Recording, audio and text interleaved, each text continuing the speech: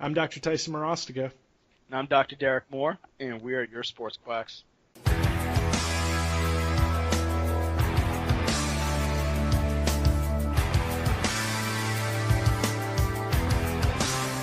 All right, welcome back, Sports Quacks. So today we're going to jump into kind of a conversation that we've been wanting to have as we both kind of have experienced practice. We want to talk about managing chronic pain patients and how to diagnose chronic pain patients, how to manage their referrals, and how to understand how we can benefit and help improve their lives.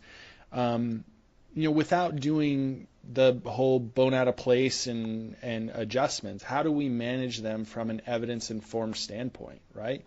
So I see this a lot in my office. I see patients who report having pain for long periods of time.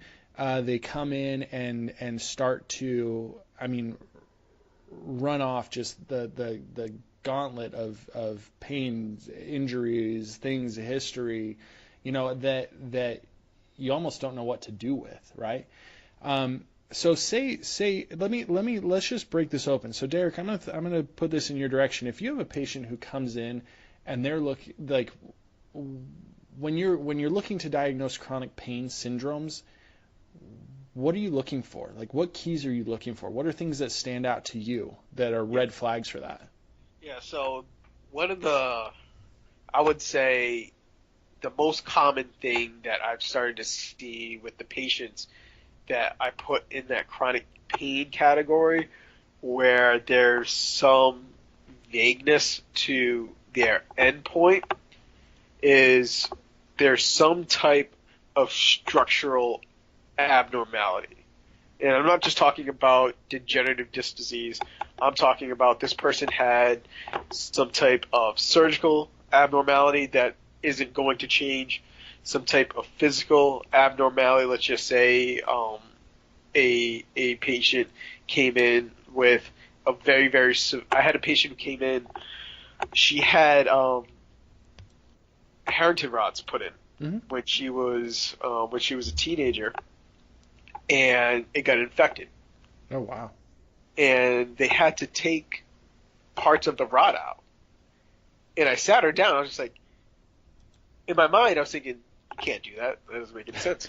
It was like, so you mean that they adjusted them? She was like, no, they have to take pieces of them out. And then she showed me the X-ray, and her spine was basically almost fused together because of the infection. So her spine was just not going to move, you know. And then on top of that, patients just with Harrington rods too, they are, in my opinion, they start to be placed into a classification where, into a subgroup of, I don't think that this person will ever have a normal life of like pain-free, 100% range of motion.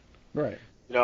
So that's not a necessary goal for them. So a lot of times when these conversations start to happen, it's just, okay, is there a structural abnormality that's going to dictate how much where this person's ceiling is at? Sure.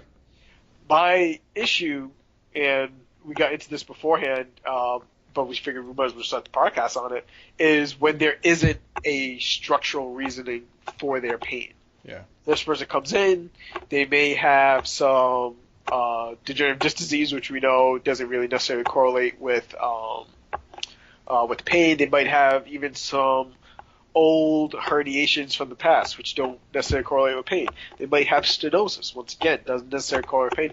And sometimes those images don't even correlate with the type of pain that they're having.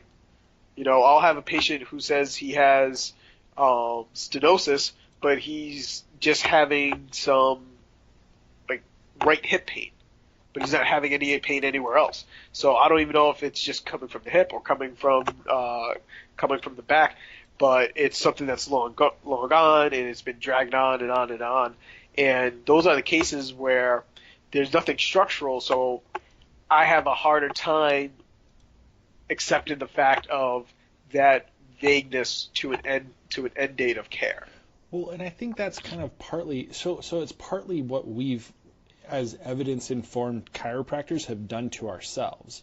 Like if you're coming from a wellness model, bone out of place model, you don't mind, most of them don't mind seeing people while they're out of pain, right? Like you're not in pain, I can still find a subluxation, right? Same goes as I can say that you're out of pain, but I can find joint restriction. I can still improve joint restriction, right? It's just a language barrier. But what we've done as evidence informed is that we've said, I treat musculoskeletal pain and injury, and we kind of shy away from that wellness maintenance model, and we almost are made to feel guilty, like by other chiropractors. Like I've had it where it's like, patient's not in pain or patient's in not getting better, ship them out. You're not improving them, ship them out. You're not doing anything for them. But there comes a point where you get a feeling for your patients, like what they want, what their expectations are, what their hopes are. Is every patient going to turn into if they're in chronic pain, are they going to turn into a weekly visit? No. But will some? Yeah, because they appreciate and they value what you do, right? And I think you have to understand that as a chiropractor, as a doctor, that some people need you in their life and they value what you do, and you can't be ready to just unload them and ship them off on the next person. And you have to constantly be talking to them, asking them questions, asking them about improvement on range of motion, on overall health, on overall well-being, and then from there you can use that to judge your value to their life. Are you willing to step aside and be like, look, I am helping them get better, I'm helping them manage, so I don't need to just ship them out and send them for a referral. Yeah, and I think it really comes into too when we start to look into, especially with our treatment plans, is that we have treatment plans. Mm-hmm. And it's not just they come in, they lie face down, and you just adjust subluxations, and then you just send them out. Our treatment plans include some type of active care at home, some type of discussion while they're in the office about what's been going on. Has anything changed? Has anything gotten better? Anything gotten worse? So some of these minor details that I think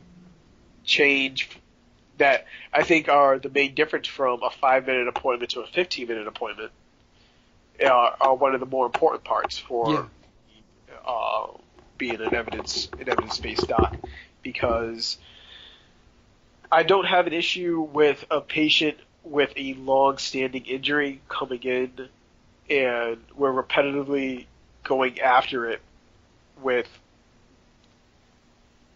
the same tool, but then little twerks, as long as it's getting somewhat better.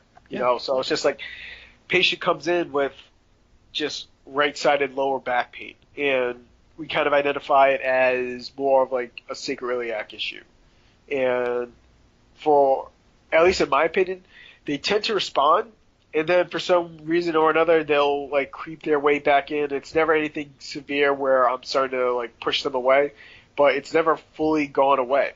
And this is when I start to really kind of question myself. When I start to see that, it's like, okay, so why does this person feel better after care, and it's returning a few weeks later, maybe not at the same point, but sometimes might be at the same point, and it's never anything too severe. We'll just say, for sake of argument, it's going to be somewhere in like a 1 to 3 range, so very, very low level pain. But function is fine. The guy can do everything that he wants to do. He just has 1 to 3 level pain every once in a while. He has more good days than bad. I don't have an issue treating that person on a regular basis. But sometimes I question myself of like, does he need to be somewhere else? Yeah. But I couldn't even figure out where he would need to be. Right. Would he do? Would they be better served, doing massage? Would they be better served, doing chronic pain pain management programming, things like that? Like, I don't know about you, but I'm not. Pain management groups make me nervous, and I am a lot less likely to refer to a pain management group because I have my own concerns about regular corticosteroid injections or opioids. I really do. It makes me nervous. Yeah, I would much rather have a patient work with me than go opioid and not do anything else. Well, in your experience, I'll start off with mine. Well, my experience with pain management groups is I typically go only send them there if I know that this person will probably benefit from some type of injection or a medication. It's not even as if like I will actually refer to an ortho for a second opinion. Mm-hmm. I necessarily don't refer to them as a second opinion because I've spoken to a lot of my patients after I've sent them there, and they don't do a really good exam. Okay. Like at least from what my patients have told me, is it's more of like a subjective history, but they don't have them do range of motion. Like they don't have them do a lot of like hands-on stuff, and it just ends up being more of okay, we're going to do injections here and here. We might do an ablation.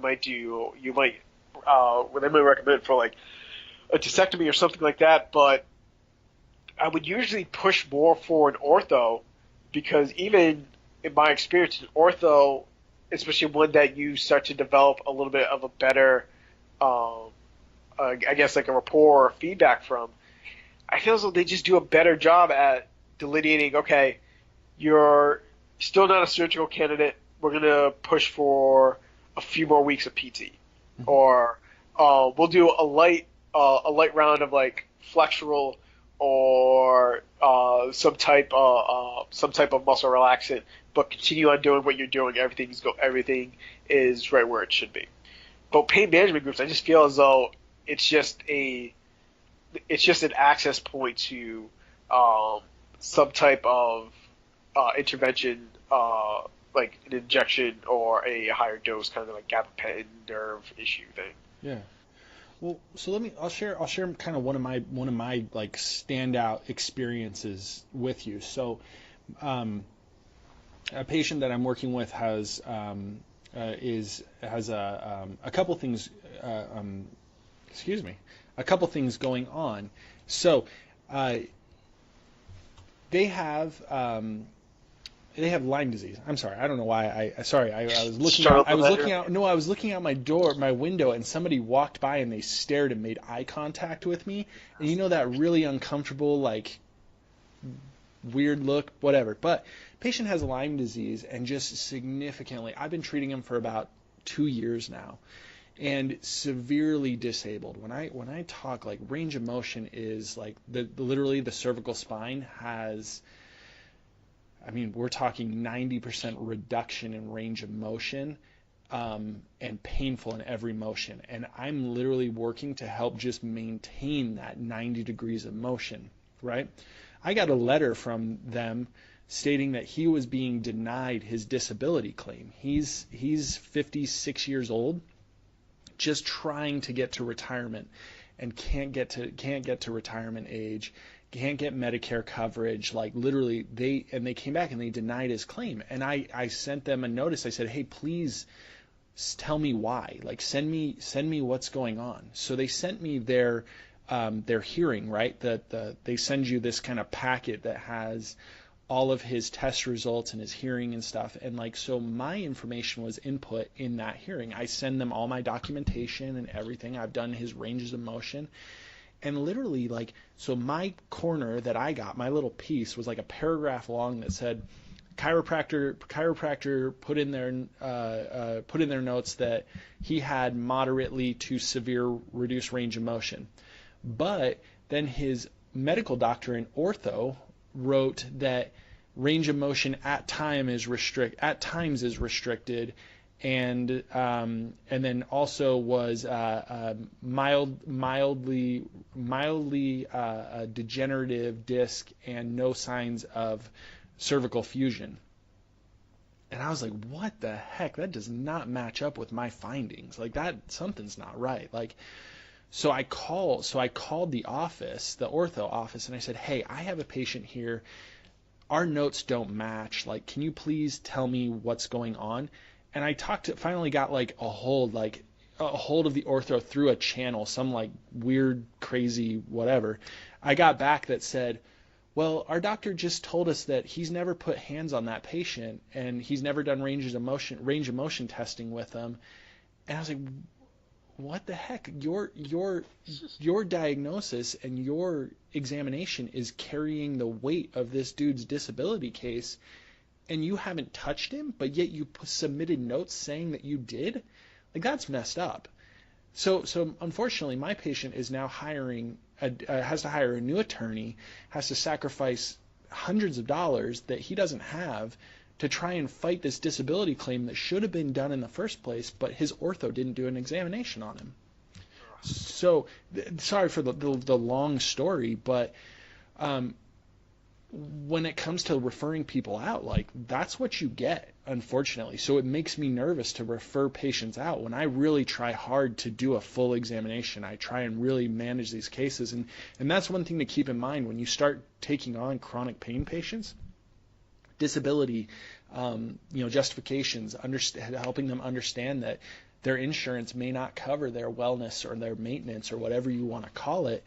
I do see a lot of patients that pay a self-pay cash price. Sometimes we may see patients who have disabilities that need to see you regularly, and you understand that it's a financial burden on them, but they're willing to come see you for it. I don't know if you've seen that. Have you ever seen that with financial restrictions and treating chronic pain? Yeah. So when it comes to the financials aspect of it, once again, it goes into, I think, for them, what I believe is a ceiling of recovery. Mm-hmm.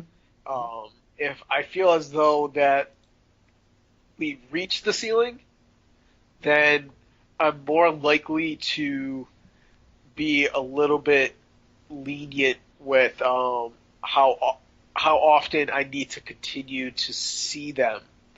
I'll start to just give them a little bit more leash. It's like, okay, let's see once every 3 weeks and see where you're at. Continue doing the exercises. We just hone in on a little bit more of increasing their daily activities that make them feel better at home. So that way they don't have to. That way they're just not going home and doing nothing.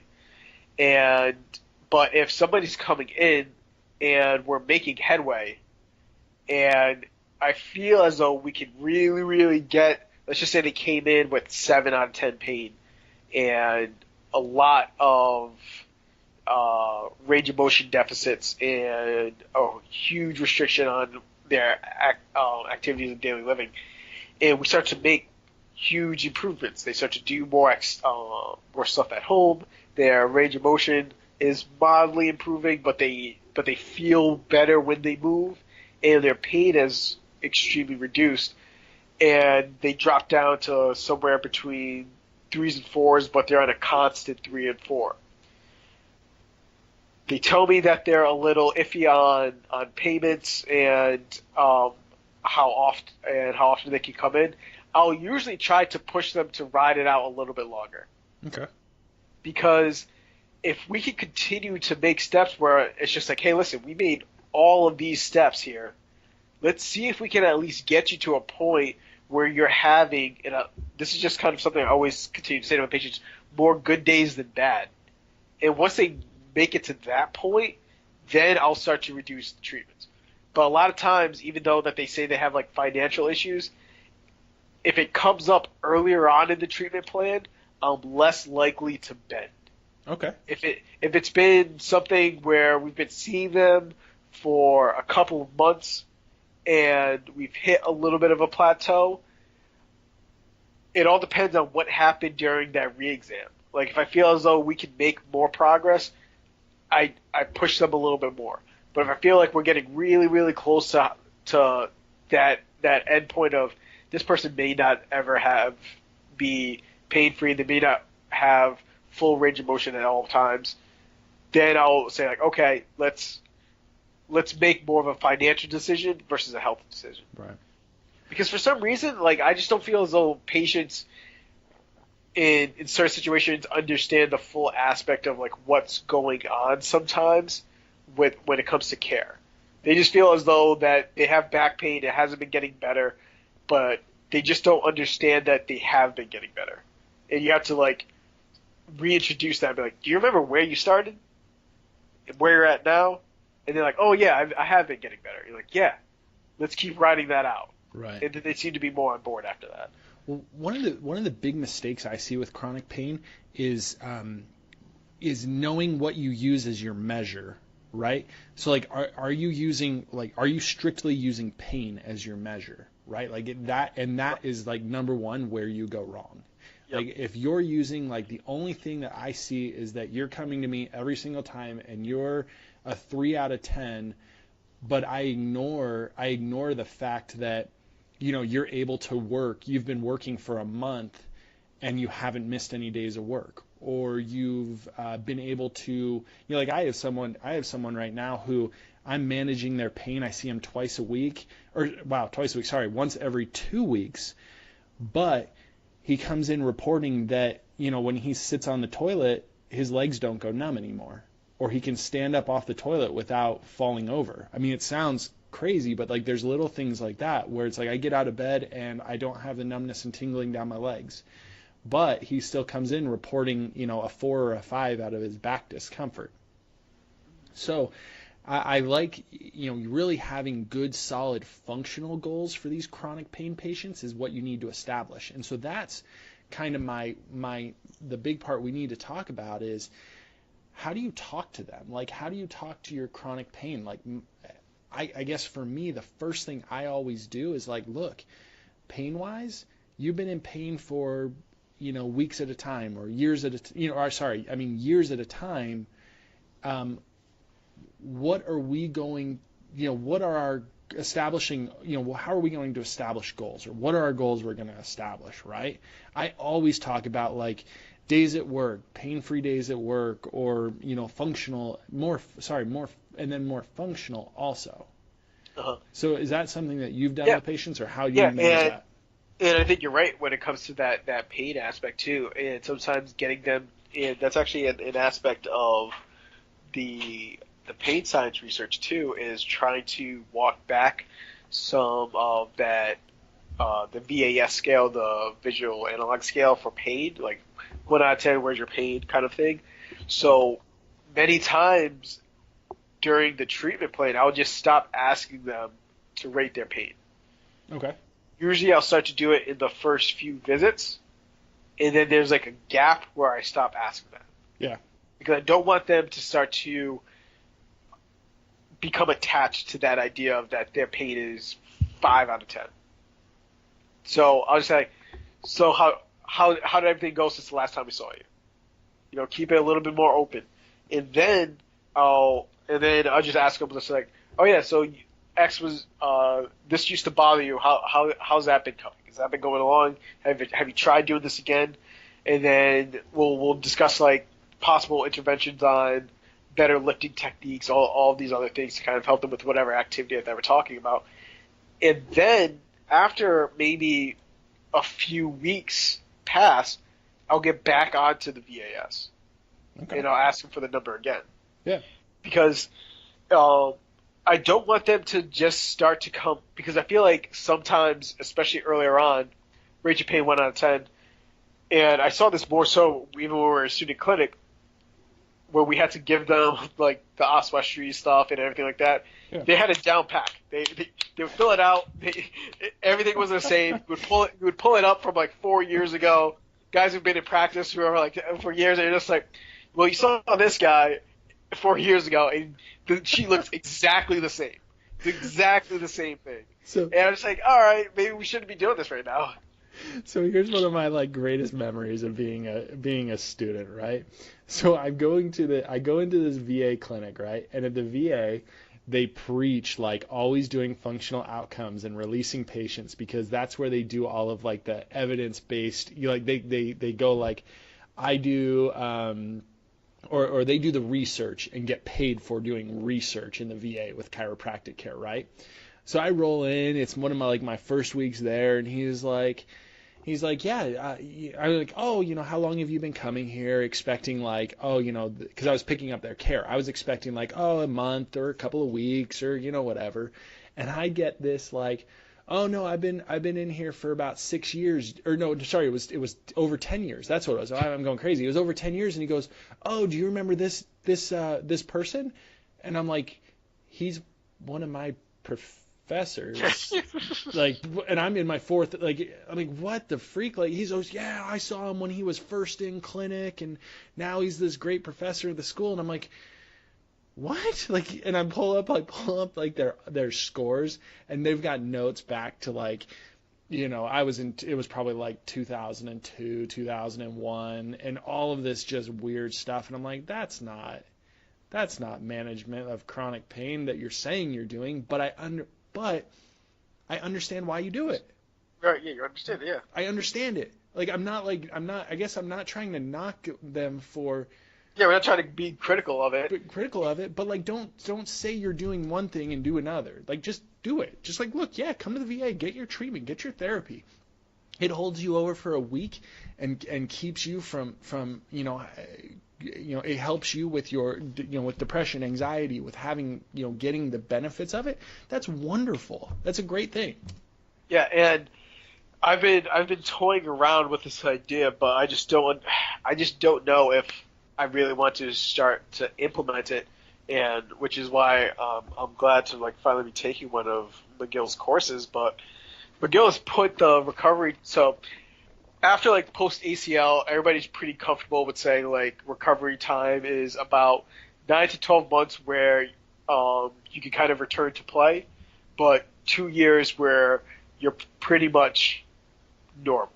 Well, wherever you're at is pretty much where you're going to be, kind of thing. Okay. Well, McGill for specifically lower back, he puts it at 10 years.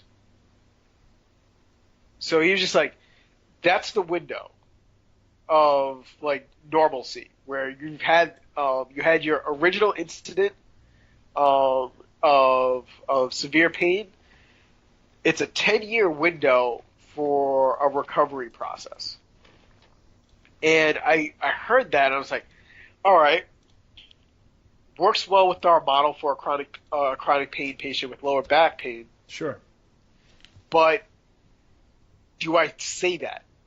Do I tell them? Because it's very similar to like when somebody comes in with a sprained ankle, like, all right, it's going to take a couple of weeks. We're going to work a rehab. This is what we're going to do. This is how you're going to progress. It's really in my mind. I'm having a really hard time trying to walk myself through explaining a 10-year treatment plan. Right. Here's our 10-year goal. Right? It's just like, so this is where we're going to be at year 2, at year 5. I don't even have a 5-year plan for myself. Like, how am I going to figure this out for them?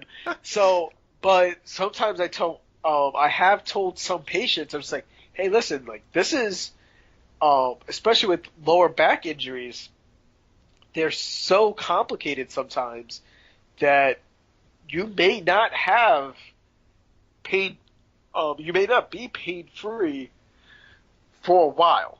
Right. And even when you are pain-free, if the pain comes back, it's not necessarily a bad thing. You still fall into that normal category. And I've been weighing it back and forth, playing around with it. But how do you feel about that when he says, like, all right, that window's about, like, 10 years? But here's my thing. Can Stuart McGill say that because he's Stuart McGill? I think you can say that. I think, and that's the thing too. Like, we also have to remember that I love listening to everything that he's put out, but he does a 3 hour plus assessment. Right. See. Okay. So that's okay. Right.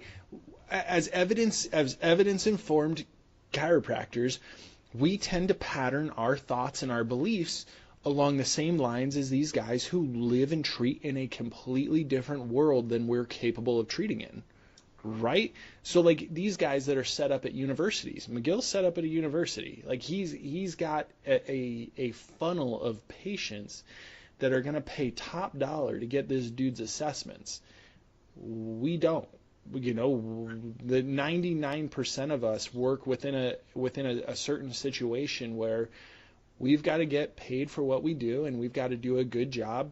We've got to do a better job than the chiropractor down the road, because we've got to be able to show our value, and we've got to be able to engage with patients in a different way. So, and I mean, it's like this is gonna go a little bit into financial part, but we might go a little bit longer. So I don't see them. So let's just say you just started out. You have all the time in the world. You have one patient a day. Mm-hmm. Seeing that patient and doing a 3-hour assessment, you're not going to collect enough. No. To validate that. You know, like you said with him, he's working out of a school that's paying him. He's also at this point highly recognized, so he's doing seminars. He has other streams of revenue coming in. Right. And as a clinician, even if you were able to reproduce his results, but you needed a 3-hour evaluation, unless you went cash and charge an exorbitant amount of money, I don't see how it's going to be a viable system for you to work in. Nope. Maybe somebody has it, and it's going to be interesting because he does have a clinic. So he basically has a clinic where he only recommends this one chiropractor. He's just like, if you had to go see anybody, he recommend this chiropractor. And they have an office about 40 minutes north of me. So I'm going to set up a time to go over there and talk to them. But from what I heard, it's still just $75 per treatment. Okay. And it's not terribly unaffordable, but it's an hour appointment. So I'm like, okay.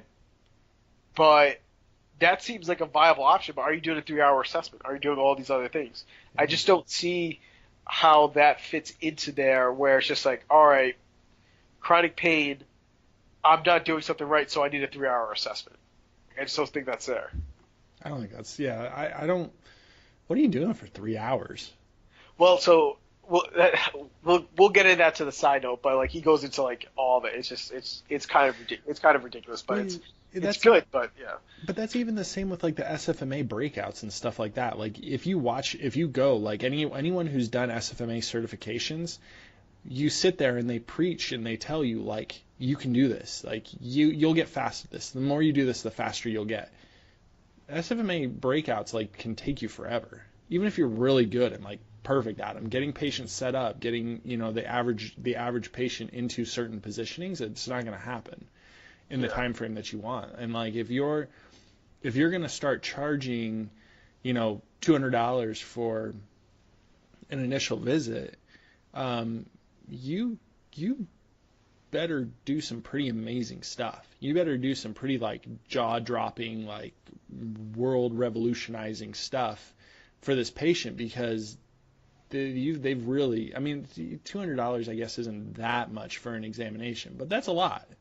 Yeah, and I mean, especially coming from, once again, we're in a world where the joint exists. So now you have to run up against that. It's just because that exists, which also sets the market for some other chiropractors. Mm-hmm. So the other chiropractors start driving down their prices. So now you're sitting there with a understandable fee schedule, but now you're questioning it just because you're just like, all right, are they going to pay for this? Yeah. And they should, and you know that they should, but patients don't see that. They don't see it always, and that's and that's not necessarily their fault.